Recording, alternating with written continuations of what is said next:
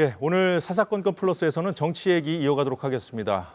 오늘로 총선이 57일 앞으로 다가왔습니다. 설 연휴 첫날에 제3지대가 통합의 닻을 올리면서 이번 총선에 큰 변수가 될 수 있을지 다시 주목받고 있습니다. 보수와 진보 진영에 각각 몸을 담았던 세력들이 거대 양당 정치에 갇힌 정치판을 바꾸겠다, 이렇게 정치 개혁을 내걸면서 한 배에 타긴 탔는데 구체적인 행선지가 어딘지, 또 이 배에 누구를 더 태울지 등은 아직 안개 속인 상황이라서 궁금한 게 많습니다. 개혁신당의 양양자 원내대표 이 자리에 나와 있습니다. 어서 오십시오. 네, 감사합니다. 예. 하나하나 짚어보도록 하겠습니다. 먼저 설 연휴 첫날에 네. 정말 말 그대로 전격적인 합당 발표였는데 그 배경이 좀 궁금합니다. 사실 그 한국의 희망 창당 이후에 예.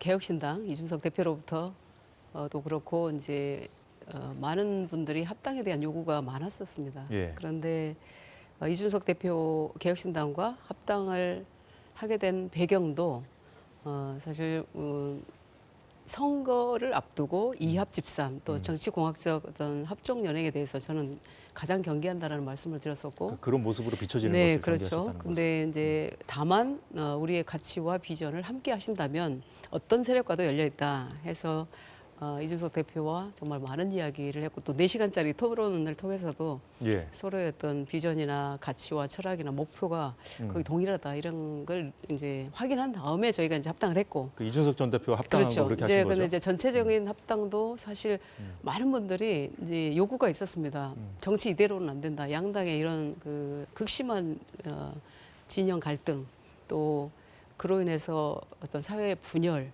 또 포퓰리즘, 예. 이런 그 부정부패, 이런 것들을 이대로는 안 된다라는 분들이 참 많았었기 때문에 사실 고민을 좀 많이 했었습니다. 그럼에도 불구하고 저희는, 그러니까 이준석 대표와 저는 자강론이었거든요. 예. 우리가 그냥 이걸 극복해서 나가자 했는데 설 연휴를 앞두고 더 많은 분들이 힘을 합쳐서 이 양당 정치의 폐해를 균열이라도 내달라, 그런 요구가 훨씬 더 강해졌었습니다. 아, 그렇군요. 그리고 네. 설 밥상에 그런 그 균열이라도 넣을 수 있다라는 희망을 드려야 되는 것 아니냐, 그런 말씀들을 워낙 많이 들었기 때문에 예. 사실 몇 날 며칠 고민을 좀 했었습니다. 네, 저희는 자강론이지만 또 새로운 미래나 새로운 선택은 아시다시피 원칙과 예. 상식도 그렇고 사실 통합론이 셌었거든요. 이게 네. 빅텐트 아래서 다 같이 뭐 헤쳐 모이자라는 그런 얘기를 하면서 일단 각자 속했던 정당에서 나오고 해서 이제 독립을 했다가 네. 그 이후에 이제 계속해서 좀 불협화음이 좀 들리지 않았습니까? 과연 이분들이 빅텐트에서 다 같이 모일 수 있을 것인가, 다 같이 좀 우려하는 그런 상황에서 갑작스럽게 어떻게 보면 좀 놀랍기도 했거든요. 네, 저희 이제 개혁신당으로 합당하고 난 다음에 제가 이제 이준석 대표와 얘기한 것은 예. 우리의 가치와 비전이 분명합니다. 다 설명을 못 드리겠지만 우리의 가치와 비전, 철학, 그리고 100년 정당으로 가기 위한 준비, 플랫폼, 시스템, 이런 것들이 분명하기 때문에 예. 그러면 그런 부분에 있어서 같이 하실 수 있는지 그것만 확인되면 우리가 국민의 열망인 이 양당 구조의 어떤 폐해를 균열내는 이 일을 같이 해볼 수도 있지 않겠느냐라는 예.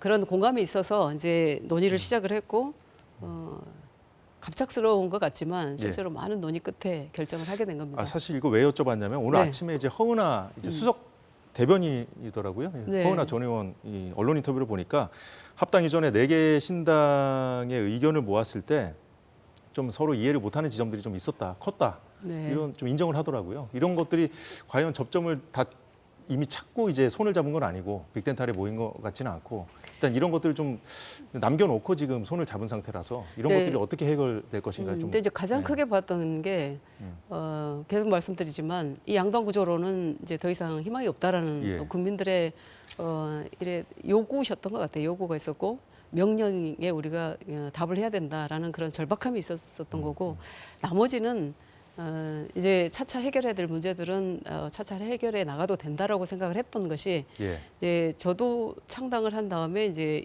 개혁신당과 합당을 해봤지만 거기서 가장 중요한 게 저희는 강령이었습니다. 강령.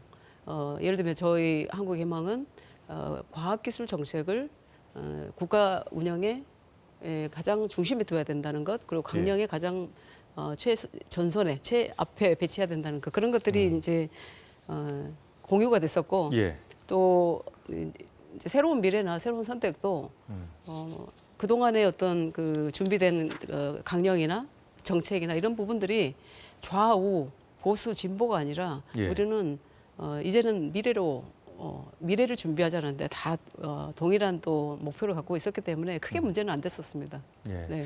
일단 사실 그 이견을 보인 것들 중에 좀 가장 컸던 것 중에 하나가 또 이 당명을 네, 어떻게 할 거냐 당명이었습니다. 이거였잖아요. 근데 네. 이 개혁 신당으로 돼서 네. 이 개혁 신당으로 다른 세력들이 좀 흡수 통합된 거 아니냐 이런 해석이 나오는데 여기에 대한 입장은 뭡니까?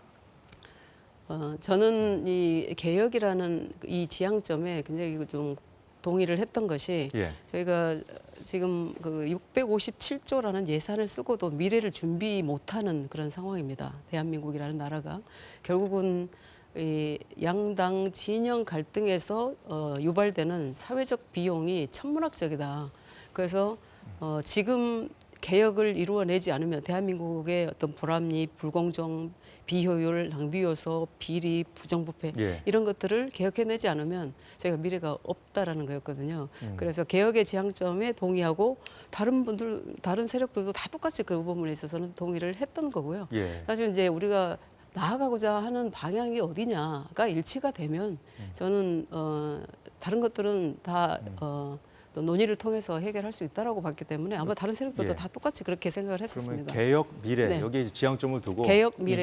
네, 입장차를 조금씩 그렇습니다. 좁혀 나가겠다 이런 네, 말씀을 좀 네. 이해를 하겠습니다. 네. 오늘 그 개혁신당의 첫 최고위원 네, 회의가 했습니다. 좀 열렸죠. 여기서 이제 이준석 대표 첫 발언이 통합 과정에서 당원들에게 소통이 부족했다는 사과였습니다. 사과. 네. 지금 당원들 반발이 어느 정도 이제 이낙연 그 대표 쪽하고 이제 합치게 되면은 좀 반발이 있을 거라 예상은 하셨겠습니다만 네. 어떻게 좀 생각보다 좀 반발이 좀 거센 건지 어떤 상황이 좀 궁금합니다. 그 전날 당원 투표를 사실 진행을 했었습니다. 결과를 다 오픈하기는 어렵지만 그렇군요. 그래서 네. 다수의 이제 거의 과반 이상의 당원들이 이런 통합에 대해서 반대 의견을 표명을 하셨죠.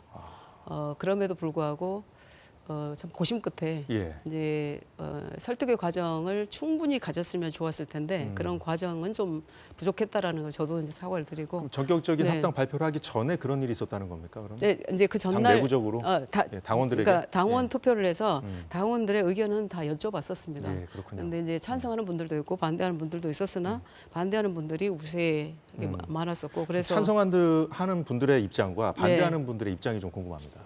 이제 그 네. 내용을 자세하게 기록은 하지 않고 전반적으로 어떤 그렇죠. 전반적으로 그러니까 과연 이제 외부에서 바라보는 것처럼 색깔이 맞느냐, 또 특정 인사가 들어오는 게 맞느냐, 이제 그런 이야기들을 많이 하셨었는데 그럼에도 불구하고 고심은 뭐였냐면 정말 이 양당 구조 더 이상 이대로는 우리가 희망이 없지 않느냐.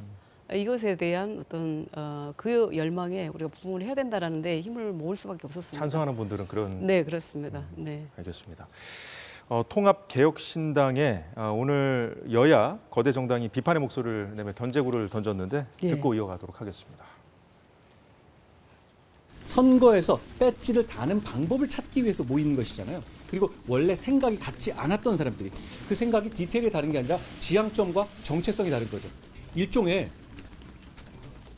영주권 얻기 위한 위장결혼 비슷한 것 아닙니까? 여러 집단을 모아놨기 때문에 그것은 저는 어디로 갈지가 국민들에게 피부에 와닿지 않기 때문에 방향성이 잃을 가능성이 크다라고 볼 수가 있을 것 같고요. 영향력은 그렇게 크지 않다고 봅니다. 예, 한동훈 위원장은 뭐 위장결혼이라는 표현까지 했었네요. 예. 네. 그 여야의 그 어떤 그 말씀 중에 비판 지점을 좀 정리를 해보면 네. 정체성이 서로 너무 좀 다르다, 지향점이 달라서 도대체 정체성이 뭔지 모르겠다, 뭐 이런 지적 같아요. 양 거대 정당의 정체성부터 좀 제대로 나타냈으면 좋겠다는 생각이고요. 그 네. 정체성이라고 하는 게 지금 말씀하는 것에서 보면 여전히 이념, 여전히 정파, 여전히 좌우, 보수, 진보 이렇게 나누는 시각에서 보는 말씀이라고 생각이 들고 저희는 과거에서 미래로 과거 대 미래로 과거 세력과 미래 예. 세력으로 이렇게 말씀을 드릴 수가 있고 사실 남을 비판하기 전에 스스로 먼저 어떤 그 행태를 좀 돌아보셨으면 좋겠는데 왜 국민들께서 이대로는 안 된다라고 하시는지 왜 이런 사회적 분열이 일어나고 이런 그 진영 갈등이 이렇게까지 심하고 이렇게까지 부정부패가 정치권에서 이렇게 난무하고 이런 부분들을 좀 돌아보셨으면 좋겠고 저는 방금 위장 결혼하셨는데 위성 정당을 만드는 것이야말로 그 행태가 아닌가 이런 생각이 들고 기득권을 절대로 안 내려놓겠다. 라는 어떤 그런 양당이 할 얘기는 아니라고 보고요. 근데 왜 우리가 이렇게 대한민국의 미래를 걱정하면서 또 이런 삼지대 소위 말하는 삼지대 세력들이 이렇게 출현하게 됐는지 그 부분부터 좀 거대 양당이 되돌아봐야 된다. 거대 양당이 먼저 되돌아봐야 된다라는 생각이고 원인이 도대체 어디에 있는지 그것부터 좀 보셔야 되지 않을까 이런 생각이 듭니다. 그래서 뭐 네. 그 양 원내대표께서 정체성에 관한 부분에 대해서는 이제 미래를 향해서 같이 가겠다 이렇게 정리를 해주셨는데, 그다음에 이제 당장 나오는 그 정책 공약들 있지 않습니까? 네. 이 부분도 좀 조금씩 다듬어 가야 될 텐데 같이 네. 이견을 좀 좁혀 나가면서 노인 무임 승차제 폐지라든가 여성 공무원 병역 의무화 등과 관련해서 이준석 대표 같은 경우에는 이거 이어가겠다 이런 네. 취지로 밝힌 반면에 이낙연 대표는 논의해서 더 좋게 만들 수 있다고 언급했다고 해요. 이게 네. 예. 근데 다른 이제 겁니까? 아시겠지만 그 네. 이준석 대표가 발표할 때 제가 브레이크입니다. 충분히 어떤 반박, 재반박, 근거, 그다음에 정량적 데이터 이런 것들을 계속 요구를 하고 토론을 상당히 많은 시간 토론으로 할애를 하고요. 예. 그리고 아시겠지만 노인 무임승차 폐지가 아니라 노인들께 이 어떤 교통비는 드리는 거지 않습니까? 그래서 무임승차에 대한 걸 폐지하는 거지. 전철이 없는 도시의 노인들까지 그렇죠. 혜택을 네. 주겠다. 이런 그러니까 거죠? 공평하게, 예. 공정하게 모든 노인분들께 이런 교통비를 지원하는 정책으로 보시면 되고, 그다음에 여성 20, 30대 여성들이 병역. 이 여성 그 희망 복무제에 대해서는 굉장히 찬성을 합니다. 저희 딸도 찬성을 하더라고요. 왜 그러냐면 이게 어차피 경찰, 그다음에 소방, 뭐 교정 이런 업무들은 이 여성 사병으로 들어갔을 때 훨씬 더 여성들에게 맞는 일도 이제 많이 늘어났습니다.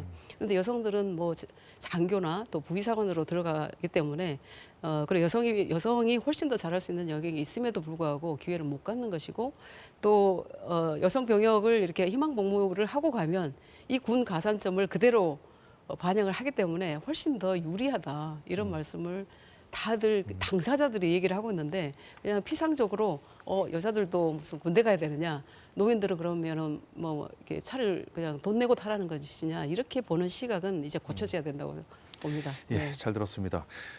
현역 의원이 몇 명이 되느냐가 중요할 텐데 네. 앞으로 지금 현재는 그 양양자 원내대표를 포함해서 민주당에서 온 그 의원들 세 까지 분에서 네 총 명입니다. 4명이죠. 네, 이제 이준석 대표가 이번 주 내에 현역 17명 정도 합류할 수 있다 이렇게 또 밝힌 부분이 있고 선거 전에 현역 10명 합류 발언도 한 걸로 좀 전해지고 있습니다.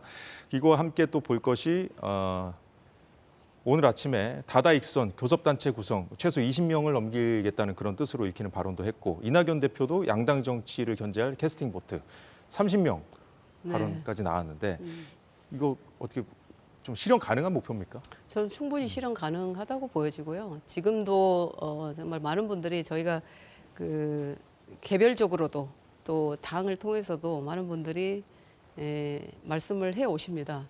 그리고 이제 양 정당의 어떤 공천 과정을 통해서 예.